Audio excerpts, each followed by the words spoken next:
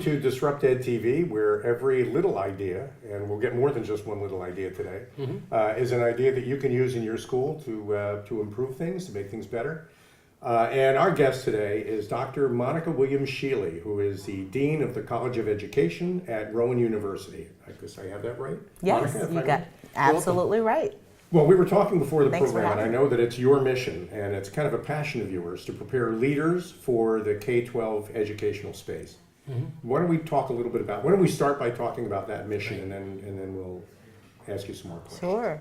Well, the mission of the College of Education at Rowan University is really rooted in our beginnings as Glassboro Normal School. We started preparing teachers for South Jersey, elementary teachers, in fact, and that remains still our largest teacher preparation program.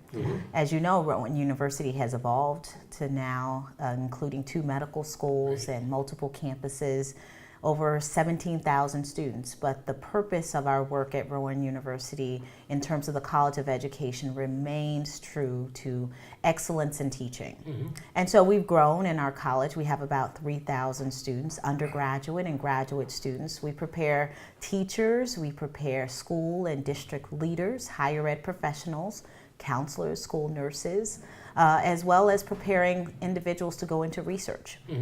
We have a new PhD program in education, and those individuals will go into faculty positions in higher ed, as well as go into research positions around the country.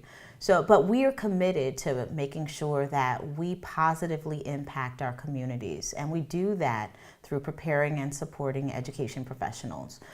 That's so important. We're excited about that work. And we are too. And you know, we were talking before the program about how some of our favorite conversations have been with teachers who have innovative ideas that of their own that they bring into their classrooms. And you know, I think what struck me about talking with you, Monika, before the program was that where people might have in the back of their heads that a university is like a factory where you create compliant component parts that fit into some kind of a machine. That's not true at all. I mean, the truth is every teacher that graduates from the College of Education is a unique individual. And Absolutely. Maybe you can talk about that. Absolutely. One of the 3 priorities of our college include scholarship, particularly research, community engagement, and innovation. So I'm excited to be here to talk to you about the innovation that exists within our College of Education. In terms of preparation, we just launched a new bachelor's degree in inclusive education. As you know, our classrooms are becoming more diverse. School districts all over the country are struggling to serve the same learners, students living in poverty, students that speak English as a second language, and students with disabilities. This new bachelor's degree will prepare all of our early childhood and elementary teachers to serve all of those learners. So it's no longer that we're asking students to go off and get another certification in special ed. We're embedding that into their program. So it makes sense that we're sending the message that we're expecting them to go out into schools and be able to serve all learners in inclusive, not restricted or segregated settings. The other innovative thing I'd like to talk about is our new Center for Access, Success, and Equity. In our college, we have a tagline, Access, Success, and Equity, Turning Research into Practice. The new center provides 3 important resources to our community partners. 1, research. So if there's a school district that's struggling to address a persistent issue, they come to the Center for Access, Success, and Equity. They'll find that faculty, graduate students will be assigned to their project. They'll work with them to address this issue and provide for them results, data collection, analysis, and results that they can use to help them to meet their priorities. The other piece is professional development and evaluation services. We provide professional development to about 5 or 6 districts right now, focusing on addressing issues of access and equity, culturally responsive practices.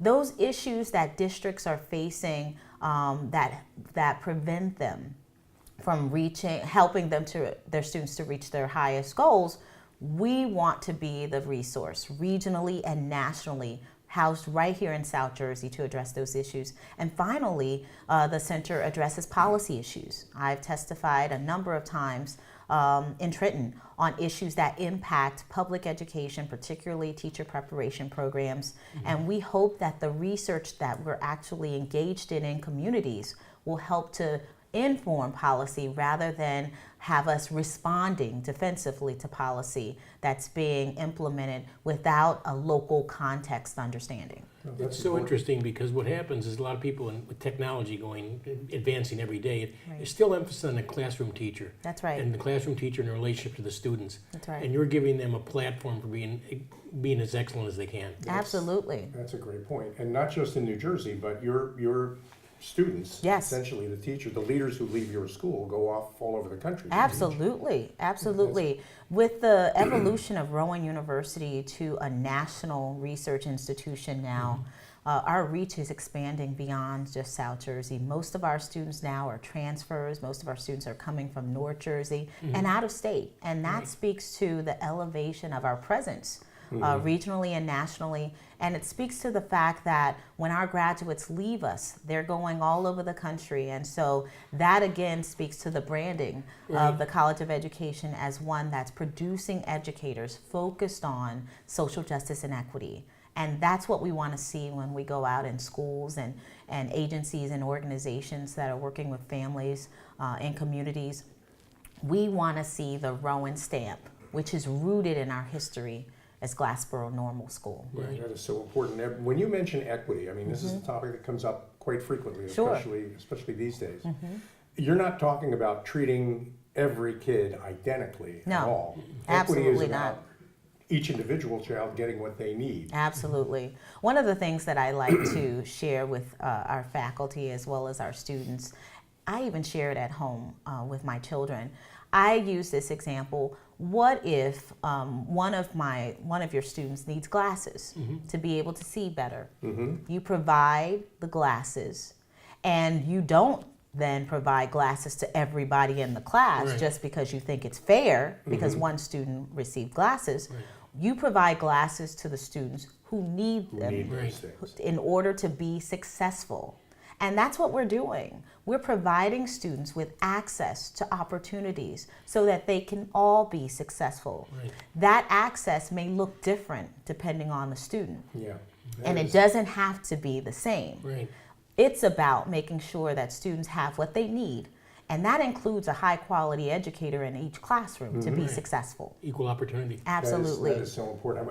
We need to take a break. When we come back, though, I know Joe and I are going to want to explore that some more with you. This is a great conversation. Yes, great. We'll be right back after this break with some more conversation with Dr. Monika Shealey. Great. Stick around. Thank you.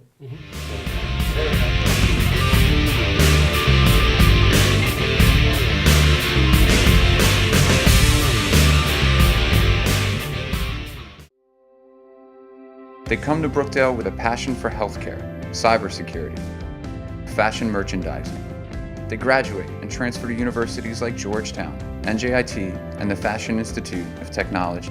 They begin their careers as registered nurses, security engineers, and fashion designers. This is what success looks like, and here is where it all starts. This is Brookdale, college redefined, success reimagined. Take your next step at brookdalecc.edu.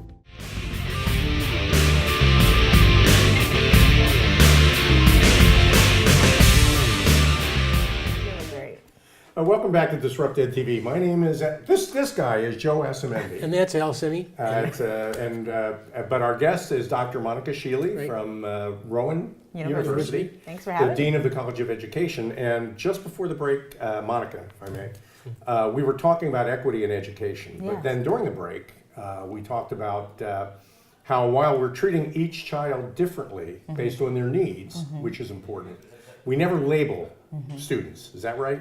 Well, I think we do label currently in schools, but that's not what we want to do. Right. My background is in special education. I started as a special education teacher in Florida in a trailer in the back of the school, me and my students.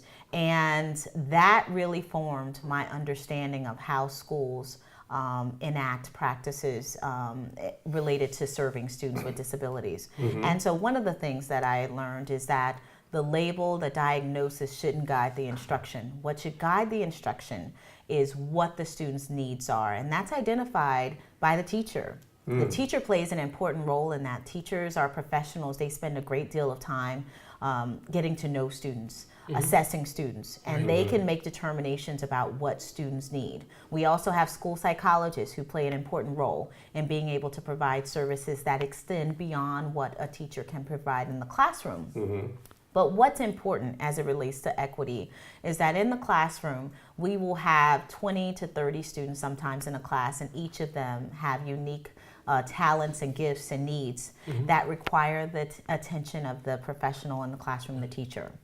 And it's our responsibility at the College of Education to prepare educators who understand how to accommodate for those needs and how to make sure that students and their families feel that the school is providing them with an equitable educational opportunity so that they'll be able to reach their own personal and professional goals. So every teacher will be able to, in that classroom, Right. give every one of those students an equal opportunity to learn. That's right. A platform for learning and give them the tools that they need to learn. That's important. That's Without absolutely. them feeling bad. Right. Because That's right. they're different. Absolutely. You There's want them a to feel good about it, and I think that's what you do when you prepare educators to go into the classroom. Right. That's a big part of your program. Absolutely. We don't want to stigmatize students because of the fact that they have different needs. Right. And that's what they are. They're just different needs. And so it's important for us to not let the label drive the instruction, but let the student need drive the instruction. And how has that shaped the curriculum then at Rowan University for educators? What that means is that we hire faculty who understand that that's our philosophy. Our philosophy is rooted in social justice, and that means providing all of our learners in P through 12 settings, as well as their educators, with opportunities to be able to reach their goals and meet their priorities. So we hire diverse faculty, knowledgeable faculty. We develop curriculum that's really rooted in understanding the theory behind practice. So we don't want to prepare teachers to go out and have a script given to them and just follow the script, and that means that they will get high outcomes from their kids. What we want is for educators to critically examine what they're being given in terms of curriculum. We want them to have experiences being able to examine those curricula that are used in P through 12s right in our schools. We have a unique partnership with about 7 schools right now, professional development schools. We have 10 to 15 teacher candidates in the building. Those students are spending a great deal of time understanding what schools are like, how they operate on a daily basis, and that informs what we do in our preparation. We want to make sure that our preparation is grounded in the realities of schooling and not what school used to be for us as teachers and educators, but what it is today. And our school districts, our partners, they help us to do that with that formal relationship. And how do you listen to the school districts? I mean, how do you understand what it is they need? Absolutely. There are a number of ways. I just attended an advisory board last week with special education, where we had district representatives in the room, students, alumni, schools like Bancroft were also represented in the room. They come, they share with us what's happening in their settings, but they also help us to better understand how we can use the data we collect on our candidates to better inform our practices, our policies, how we prepare them in terms of the curriculum and experiences. So advisory boards are one way. The other way is the Professional Development Schools Network. Next year, we're adding 4 new schools. Right now, we have our first middle school, West Deptford. We have an early childhood center in Glassboro. Those settings help us to better understand what realities children and families are facing. And then we make sure that our preparation reflects those needs. Our students are grounded in clinical experiences because of the commitment of our partners. If we didn't have school districts that allowed for us to partner with us, we wouldn't be able to prepare teachers and other leaders to be successful in schools. We wouldn't give our partners, school district partners, opportunities to work closely with our candidates so that they can socialize them into what the profession is like. We need our partners to do that. That's not work we can do alone in higher education. And you champion innovative ideas. Absolutely. And you get, I mean, you pick up an innovative idea. That's a great point. So if a teacher with a creative idea Absolutely. floats that idea up Yes. the chain, it gets back to you, and then you integrate that into the curriculum. Absolutely. So you're responsive in that. We have an example of that in Glassboro's schools right now. At Bow School, we have a professor in residence there, Dr. Brent Elder, working with the school team, and they're actually writing grants. Really? They're writing grants, and they're writing proposals to present the work that they're doing on inclusive education in Glassboro. That's an example of how we partner together. Brent is providing the resources and support as the faculty and residents, but the school teachers and leaders there, that school leadership team, they are driving school reform and renewal. They're doing it. It's not the school district isn't mandating it. The school leadership is saying, this is what we want to do as professionals to be able to enhance our environment. It's so important. So part of your role is to help the school system Yes. evolve around the needs of the community in which it's embedded. Absolutely. Not mandate rules and regulations down on people, but have them grow based on what they actually see in their neighborhoods. That's right. It's a reciprocal relationship that we have. And our goal at the end of in the next 2 years is to make sure that Glassboro School District is a professional development school district. Every school in the district will be a professional development school, which means we'll be able to track students from pre-K and kindergarten to graduation in terms of their performance. Each one of the students in that district will go through a professional development school, which means they will have the opportunity to always engage with education professionals in training, our candidates, but also with faculty members in higher education who are committed to ongoing professional development. So you're going to give them a platform to maximize their educational opportunities. Absolutely. And they see college as an option. Right. So they start to see in early childhood, wow, we have college students in our Yeah. classroom. We have a fantastic. college professor here working with our teacher. important. So college becomes much more of a reality because of the relationship we've established with the schools. We need to take a break. When we come back, though, we're going to continue our conversation with Dr. Monika Shealey at Rowan University. Sounds good. More DisruptEDtv right after this break. Stick around.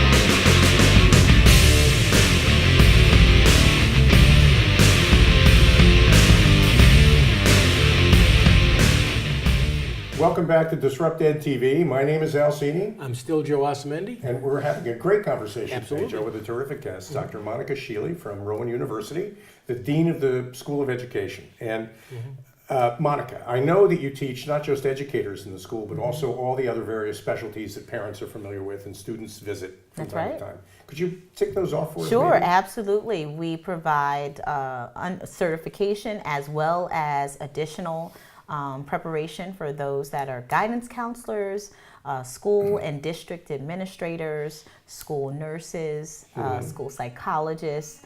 And in addition to that, we provide in our college higher ed professionals as well, those individuals that want to work in higher education.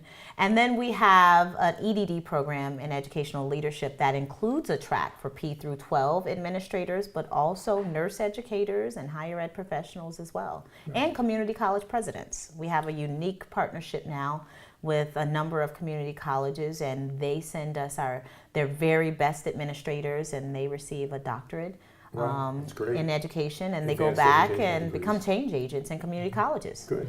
Okay, now we put all those people, all those specialties together in a school Yes. where there are students with all kinds of issues that need to be dealt with. How do we make that a community? How do we keep them all from becoming kind of isolated from each other? Yeah, I think that's we find that happens quite often in schools where we become silos in that we work with our program, our department, or our team. And it really starts, I think, in higher education as we model that for our education professionals, those that are seeking a degree or certification for the first time, or those that are coming back for a master's or a doctorate degree. We have to provide the context for that. One of the things that I talked earlier about is our priority in community engagement. And so that means that when I first arrived 4.5 years ago, I met with every person in our college. We have over 80 full-time faculty and staff. And I asked them 3 questions: what's working, what's not working, and what are some critical issues facing our college?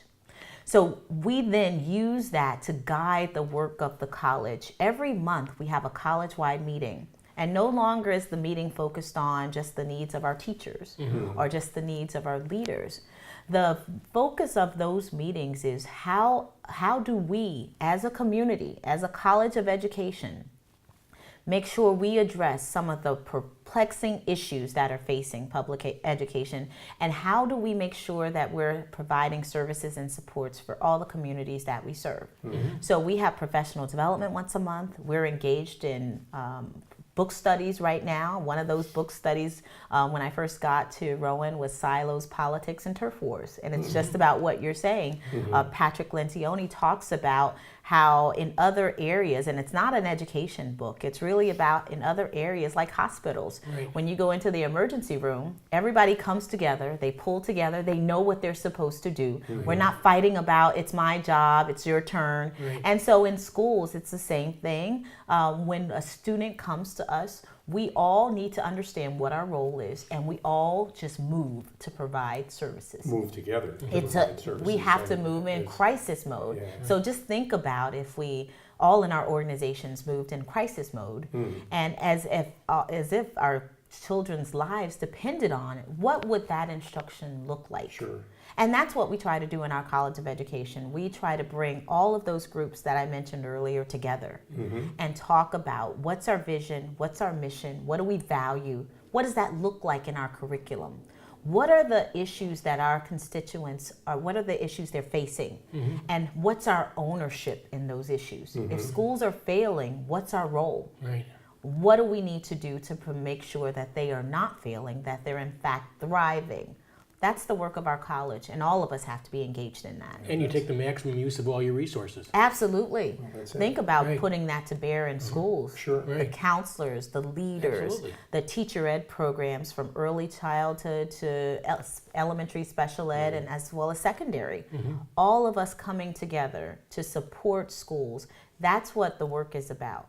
I think you're putting your finger on the difference between a good school and a great school. Absolutely. A terrific school is a school where everybody's individually impassioned by the work they do, Right. but also focused on the student and working together to make sure that each student gets what they need, whatever that might be. That's right. And we can't do it alone. We have to work with families and You communities. do. You need to. So you we need to partner improve with those elements. families, we partner with the Center for Family Services, who provides services all over the state, but certainly in South Jersey, a number of services they provide. We partner with them, we partner with cities and communities to make sure that we understand the context in which we're operating. Schools don't operate in silos, they operate within neighborhoods Within and neighborhoods, communities. and they have to be sensitive to Absolutely. that. So then when somebody graduates from Rowan Yes. College of Education, they go away and you never see them again, is that right? I hope not. Talk a little bit about continuing education, because I think that's important. Right. Well, we have a number of graduate programs as well as certificate programs. We have programs also embedded in communities. We have programs that professional development that we take to districts.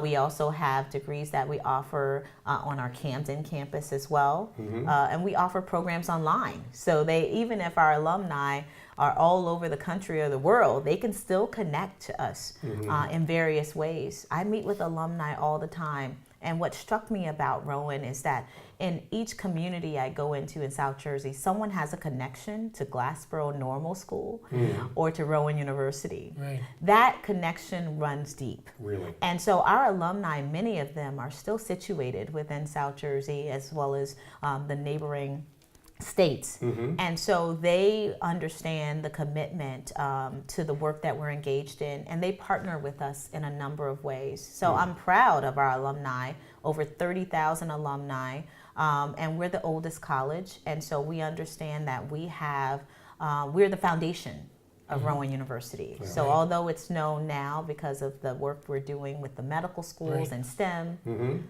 our alumni know that Rowan University would not be had it not been for Glassboro Normal School. Right. Why did you become a teacher? That's a great question. I didn't think I was going to become a teacher in college.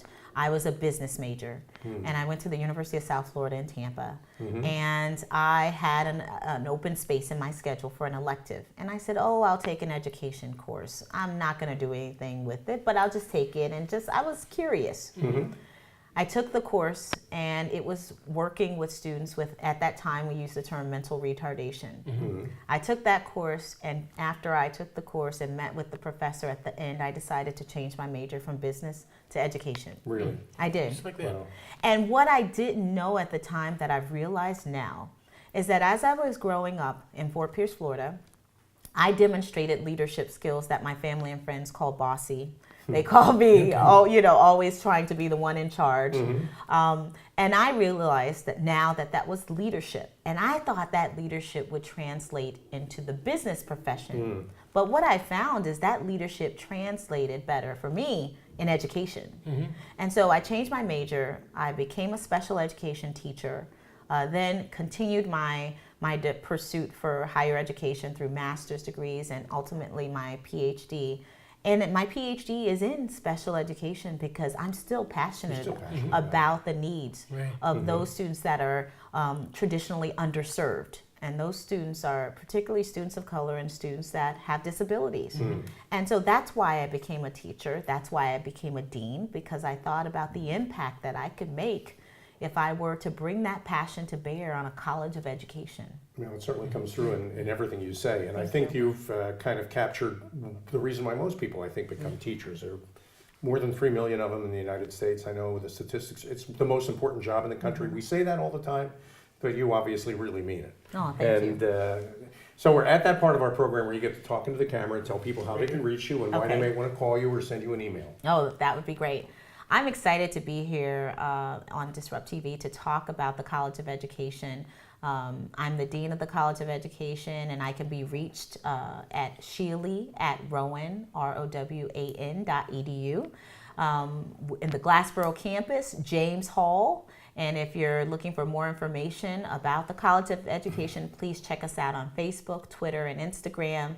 And certainly come by and visit us. We'd be happy to meet with you, to show you around campus, and explain to you what's happening in our college. Dr. Monika Shealey, thank you so much for joining us today on thank you for having DisruptEDtv. me. We're terrific guests with a great story to tell. And thank you for joining us on DisruptEDtv. My name is Al Cini, I'm Joe Osamendi. and we hope you'll join us again for more great ideas from other great guests like Dr. Shealey's. Monica, it's been a pleasure. Oh, thank you so much. Real Thanks for pleasure, having Monica. me. Thank you very much. Absolutely. Thank you, everybody, for watching.